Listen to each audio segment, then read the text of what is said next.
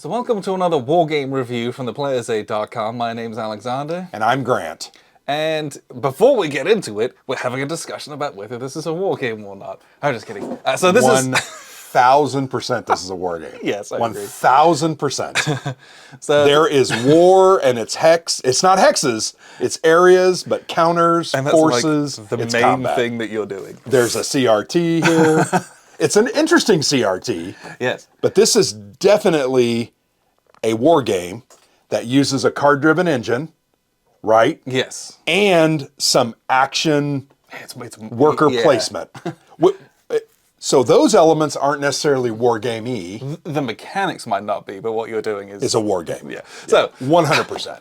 Today we're taking a look at Napoleon's Conquests. Conquest, yes. It's very warlike. Very warlike. It doesn't say Napoleon's party. Yeah, right. Or Napoleon's society. Or yeah. something like... Now there's society in the game. Yes. And but it's maybe Conquest. and maybe that's kind of what the designer meant when he said that he didn't feel it's a war game, because it does focus. You have to do a lot of other things as yes, well. But you have to worry about finance and morale. What do you use the finance for, Grant?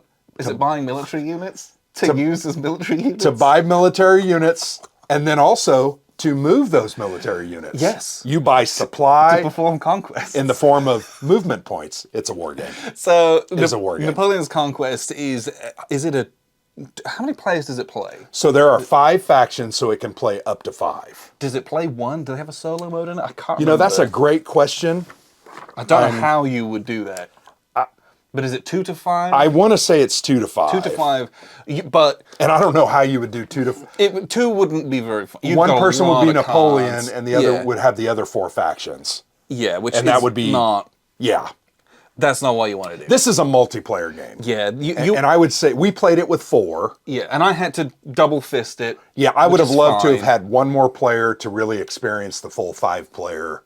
But game. Yeah, I'm glad we did what we did. We played it 4-player. We played the short scenario. We just did the first age, first 3 turns. Yeah. Basically 1795 to 1804. Yes. So what's that? 9 years? Yeah. And 10 years.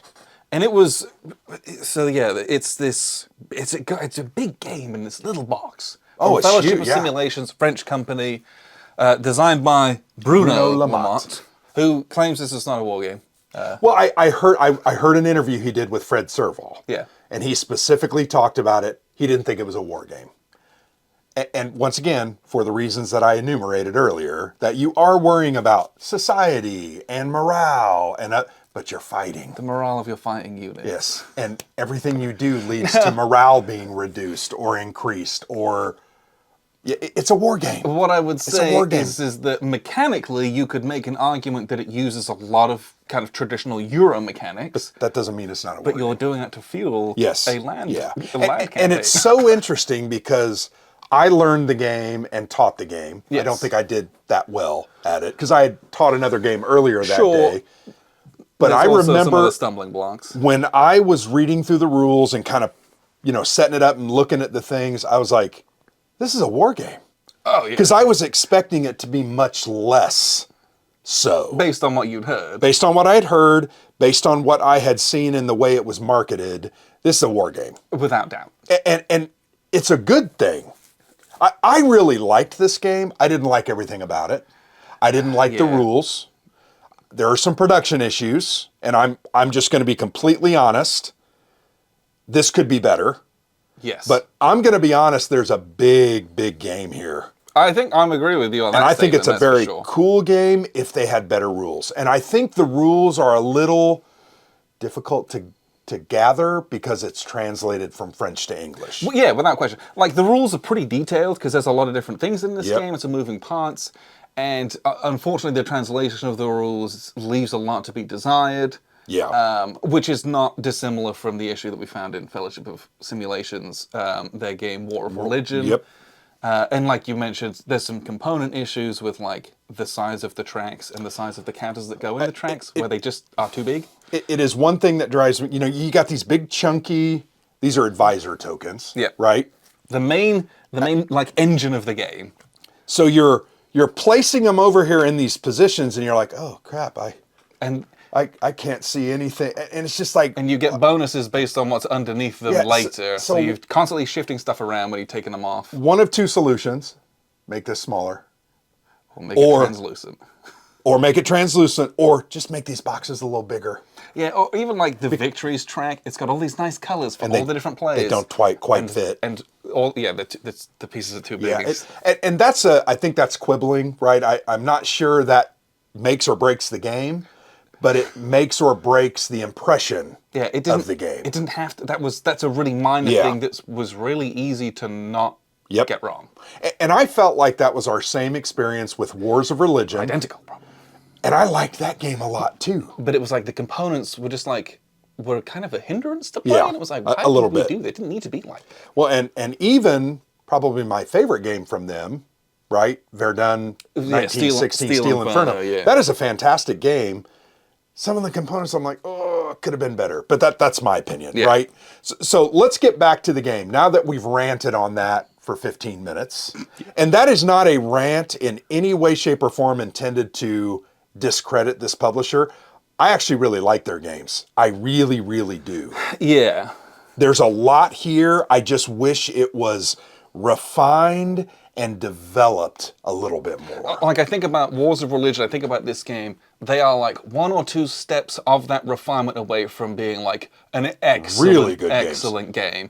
And it's one of the few games where like I can actually see physically where it's held back. By the rules and by its weird components at times where you're like, I don't know why we did that. But yeah, the game itself is what you're doing in the game, really good. Very good. Really, really, really, really good. Where you're in very dominant species style. And we've used dominant species as an example in two of our recent games. We've played a lot of games that riff off of that. This one is much more directly correlative, I think, where you're putting those advisors out. In the regard of this worker placement. Yeah, you put them out one at a time. Yep. And they're in different categories. And then they're in different adjudicated. They're adjudicated top to bottom, left to right. So placement and order is very, very important. And like you would expect, where you place will give you either priorities or it might give you better bonuses if you're later in it. Or do you want to go later so you can be reactive? Do you want to go first so you can be proactive on the board?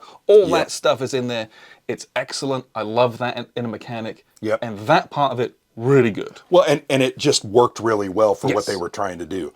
Even the thing that I was fighting the most over, I was the French. Yes. And I had 5 of those advisors. The rest of you schleps only had 3. Yes. But it's because it was 4 against 1. Yes. So you guys had 12 total discs to my 5. And that's the way I kept thinking about it. And that's why I could have 2 military actions. Because you guys couldn't have 2 in the same area. We could have 1 in each space. You could have 2 in the military. I could have 2 in the military, and I'm telling you that's very, very important for Napoleon. But I really enjoyed the way you placed, the benefits you got, and then frankly that ties directly into the card aspect of the game. Yeah, because when you're resolving, you get the little bonus immediately. When you take it off. So here you get a card. You get a free card that you just pull into your hand and gives you more options. But that was one of the problems with the rules, is it was when does that happen? Yeah, it was a little unclear. It has 2 lines where it gives the rule completely differently right next to each other. Yeah. But you put them all out, and then when you take it off, you get the bonus, and then you play a card. Yes. And so, but then you've got this whole card play thing. Yep. And so you're looking to cards to match the colors of the icons. Yeah, these are called domains. There are 5 major domains with an initiative one that only affects the turn track. Yeah, so the domains are yellow's finance, purple is morale, pink is society, military is red or burgundy, and then diplomacy, which I'm not sure we ever really fully figured out very well. But the rules were tough on that one. It's orange, so those are the 5 domains, and those are tied directly to the cards. And the cards have like a bunch of the matching colored tabs on the side, and you get, like if I'm in finance and the card's got 2 yellow, you get 2 FGs. Yep. FGs are Frankish something, gold or something. Yeah. I'm sorry, I'm a or moron. it might be ones that you play on someone else and they lose one society, for example. I actually went through both of the decks, both the Coalition and the Napoleon. There was only 3 or 4 of those negative cards. Yeah. So that is not typically the way you're going to affect things on the board. You're going to affect things by putting units out, attacking, and reducing morale that But it's way. one of those things, especially as the Coalition, where like, hey, there's 4 or 5 of us, everyone's doing these bits and pieces, and then it's like, hey, one of us bop him on the society. Okay, great. You kind of divvy up a little bit here, a little bit there as the Coalition to kind of do some of those negatives. Well, and it's kind of based on what you have available in your hand, 4 or 5 cards, right? But I really liked how the domains tied directly to the cards. So the other thing you'll notice about these cards, and this was something that confused the hell out of me when I was setting the game up, I actually sorted all of these by colors. And no, that's not what you're supposed to do. That color really has absolutely nothing to do. What, so? It means it's the most or the top. The color on the back is at least one of the ones on the front, yes, right? Yes. So you kind of know when you're drawing that card, oh, at least it's going to have a military something, because it's red. And it doesn't tell you all the information, but if I'm holding this hand of cards, this tells the French player I've got at least 2 kind of big finance things, a good society and a good military one. Yep. Now, I also have a bunch of the purple ones and the orange ones. You've got others, but you're giving away a very small piece of information, which is neat. I actually really like that part of the game too. It was kind of funny because as I looked around the table, I'm like, oh, he had 1 military card. I'm like, okay, Prussia, I know you're not doing as much military. Now, you still have military on almost every single card. But it might not be as powerful. As, I got a big old red hand and you're like, oh no. I thought that was interesting, but I also really enjoyed about the cards. I thought this was extremely well done. These are multi-use cards. You can play for the, I'm going to call these banners. They're called tabs. Tabs on the side. You know, on this card, you could do finance, society, or there's a military event. Yeah. So if I decide to do this one, it's going to gain me just 4 movement points. Which is very good. And that's nice because you need movement points to move into battle, but you also need movement points if you are forced to retreat. And if you can't pay for your movement to retreat, you pay for what you can, the rest gets killed. And the movement points are a physical currency in the game. They really represent supply stuff. Yeah, think of it as food, water. Normally you have to pay 2 gold to get a movement point token. So it's all that stuff. But that's like an 8 gold, a 4 gold. No, it's an 8 gold card. 4 movement points, 2 apiece. 8, So there's also some battle events, which I thought were very, very good. Yeah, you play those during battle. And it only lasts for that battle, not other battles on the board. I found the timing for those to be it just wasn't not clear in the rules. Because you were when you were procking the red stuff, you were setting those aside, saying, "I'm saving this battle." Absolutely. I don't think you had to do that. The way that I read the rules is that it just went off. You've got him in there, and when you're doing a battle, because you've got a guy in there, you can play one. Okay, but it wasn't really clear. Very unclear. It just wasn't clear. The other cool thing I liked about the decks, right? And you got to remember, there is a Napoleon deck. So this was all my deck as Napoleon. I had an entire deck of all the 1795 to 1804. You, as the Coalition, had a similar sized deck. Here it's kind of sprawled out before you. You were sharing all those cards. Between 5 hands, 4 players. And most of the time you're getting 3 to 4 cards per turn, maybe 5. So I think everyone had a hand limit of 4. Okay. But you can draw 1 or 2 extra from there. Yeah. So you're going to cycle through your deck fairly quickly. My deck's going to take 4 or 5 turns to get through. That was interesting too, because I saw you guys struggling with, I didn't have that great of cards. And you were never really, what am I trying to say? You're never really guaranteed you're going to draw the cards that you want. Yeah, it's much harder, it's much more diluted with what you can do. Because you're sharing with 3 other players. Napoleon, I knew I was going to get all my stuff, right? It was just a matter of time. I thought the cards were a very well part of the game, a very well done part of the game. Action selection with the worker placement, awesome. Really cool. The cards, how that ties in, also really cool. Made for a very fun and interesting experience. Yeah, I thought. there was a lot of stuff going on. Also of note, there are separate decks for the second half of the game. Yes. So the cards also have all your historical events and stuff on them, which is what's tied to their effects. And then halfway through the game, you literally switch to the 1805, 18... does it go to 18... I think it goes 13? 1812. So you switch different decks. Yep. And so you're going to get a lot of difference and change in that as well. That was neat. And then and then you get into like the military aspect of it. So you're building all these units of different types, Putting them out in your capitals, organizing them into corps to get benefits. That was a very cool part. So a corps is made up of one infantry, one cavalry, one cannon. They had a certain amount of strength points that totaled up to 4. Yes. Cavalry had, I think, one infantry, 1 cannon, 2. That made 4. If you form them together into a corps, they become a 5. Yeah, you get a core token, which is 5. And they also reduce their overall movement points. If you tried to move each of those 3 different types of units, it was like 5 movement points or something like that. But if you moved them together as a corps, it was basically 2. Yeah. So it forced you to try to organize and make these 3 pairs, not pairs, 3 matching or different types of units. Yes. Combination is what I'm trying to say. And create your corps because that gave you better strength. It also gave you more efficient movement. And I think the efficiency there for strength points and for movement points is so strong that it made those military spots very, very important. Oh, yeah. When before it's like, I think that first round it was like, okay, you can buy a lot of stuff on all of them, but when you're like, oh, I've only got men, and you're going up against corps, they can destroy you. Oh, yeah. And so you're like, oh, that top spot is really important. Yeah, the second spot's really important. The top 3 spots allow you access to all 4 of the different types of units. The infantry, cavalry, cannon, and the frigates. But even the third spot, it's an or between the cannon and the horse. It's true. And You're right. You even have to be careful about that.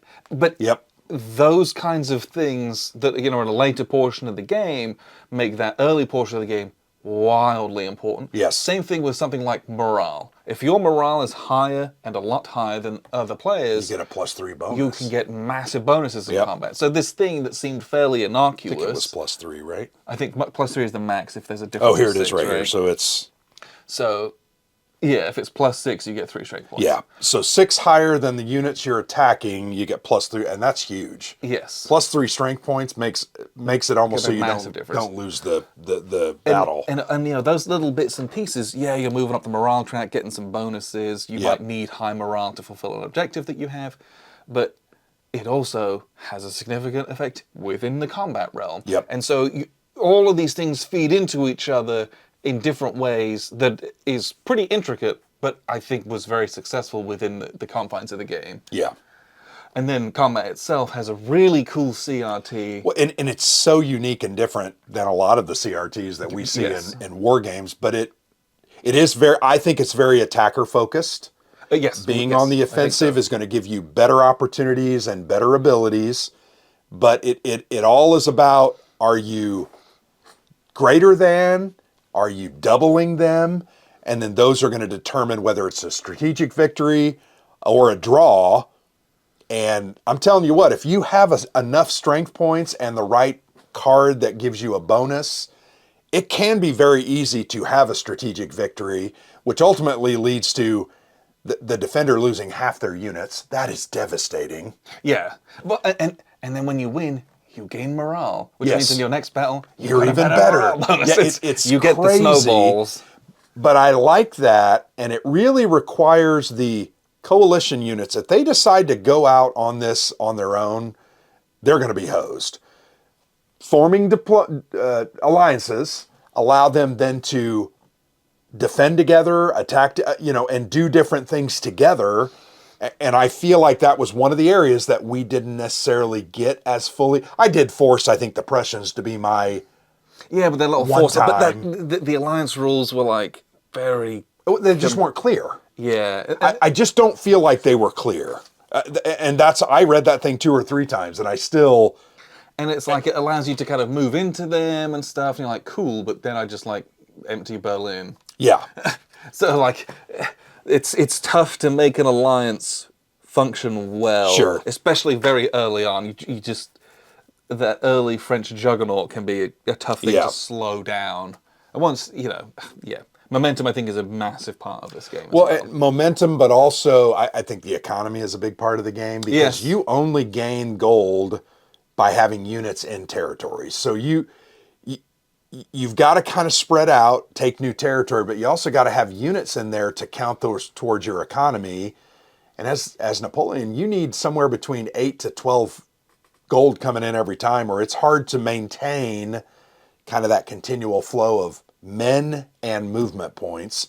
But I did like that aspect. I liked the juggling act. I liked what it forced me to do. And I had a good time with this. Now, everyone at the table, I'm not sure, had a great time. The problem is that we spent a lot of time in a rule book. Yep. And we were still unsure just at kind points, of making judgment calls between us. Yeah. And some of them I felt were like not necessarily very well informed. Right. Like there are some times where it's like, oh, this part of the game, probably we do it the same way here. But Yeah. in this one, it was like struggling to understand things, and so that was an impediment to the enjoyment. If it was a really clean rule book, I think that you'd be up and rocking and having a good time with it. And I really think there's a really good game here. I just think it's covered up a little bit by some rule inadequacies and translational errors and a little ambiguity. One play aid in a 5-player game. And that's never a good thing. Like here the alliances are listed, but I swear we read this a couple of times, and I still am not sure I 100% get the alliance aspect. Yeah. And that's a key part to the game. The other thing I really enjoyed about the game was these tracks, the society and the morale track. Yeah. As you move up on them, and it's interesting because in the rule book it said, if you haven't gotten those before, how can I tell whether I've gotten those before? I just don't remember. So my question was, if you moved up and got, say, this 4 movement points, and then you got beat in the next battle and moved back down, then move back up because you won a later battle, do you get the 4 movement points again? This wasn't clear to me. But I presume not, but there's no way to track it, right? But I enjoyed looking at this saying, oh, I need 2 more units, or I need another morale, blah, blah, blah. And I would play a society card to get myself up, or a morale card to get myself up. And I think where the coalition kind of fell down, 1, you didn't get it together. 2, I think you let my morale kind of get out of control. Well, but the part of that is when you win those victories, you gain a morale, and we you lose a morale. Yeah. And so then when you attack that person again, it's even easier. Yeah, and then that gets wider, and then they're done. Because they don't have anyone left. And that was one aspect, I think, as we were playing, I was also questioning. It felt a little bit wonky. Yeah. Because then you have a commanding morale lead from defeating one nation, and the other nations now do not have a chance, where you're like, I don't know how to overcome that. Yeah. Without just like playing negative morale cards on you, raising my morale. But then, which there's only 4 or 5 negative cards though. That's the thing. And it's not like you can rely on 3 slots to do it with. Yeah. And it it was a very interesting part of the game where you're like, I don't know. I think it can snowball and you're like, all right, it's kind of over. Well, I felt like it was over after like 4 turns. I'm like, I think I'm kicking your butts, right? I'd taken over Berlin, and basically Vienna was going to fall pretty quick. And I didn't feel like Russia was organized enough to get out and really do much. Russia took Stockholm, and then we're going to not do anything because they just haven't enough units. Yeah, didn't have enough units, and don't have enough money to buy the units. The units they can buy is all infantry. Yeah. They needed help from somewhere else. So help was not forthcoming. I think what you're hearing from us, there's really good game here. I really think there's a good game here. It just needs some more development. That's my opinion. Yeah, a refinement of the production. For this edition of it, at least. And a rules rewrite, I think, would help a lot. If you want to dedicate some time to this and like make it work, you could. Yeah. I think you could, but that is an investment, and know that is an investment on your part, from just an effort and trying to figure it out. And well, I wanted to, in the review, be very clear that you're not going to get this out of the box and play it. It's going to take some study and some understanding, and possibly some judgment calls like we made, right? Well, and we looked up some rules on BGG, and if you speak French, the designer answered them in French. Yeah, and I appreciate Bruno the effort. I do, but he asked questions and then it was in French, and I'm like, And we were like, oh no, that's the answer to our question. Yeah. And then he used Google Translate, and it's totally unhelpful. Yeah. So like, if you have a French speaker, get the French copy of the rules and have them teach you. Yeah. That if they, I really think there's a gem here. It needs to be uncovered a little bit. yeah, It needs to be ground down a little bit and made into what it can be. and the reality is I can get over any of the component issues. Really, I can get over that. If there's someone out there who is like a native English and a fluent French speaker, Please translate the rulebook to get the original rules and Yeah. get those really clean and tight and put those out.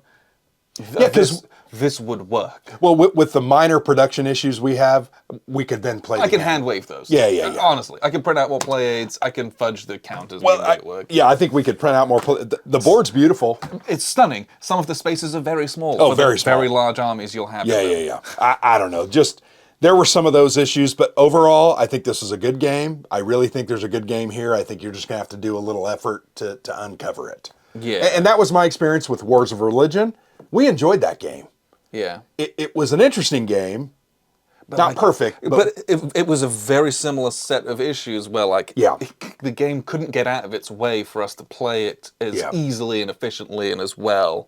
And so it's like, I think we played it right. Yeah, I think we did too. But yeah, so here's what I would say. Right, I backed this on Kickstarter. Yeah. This was a Kickstarter. I think at 250 or 300 backers. I think. I'm going to make this statement. I'm going to give the next Kickstarter they have come out. I'll probably back it because I like what is here. But I'm going to be honest. There needs to be more effort put into the production and to the rule book, because those are some issues.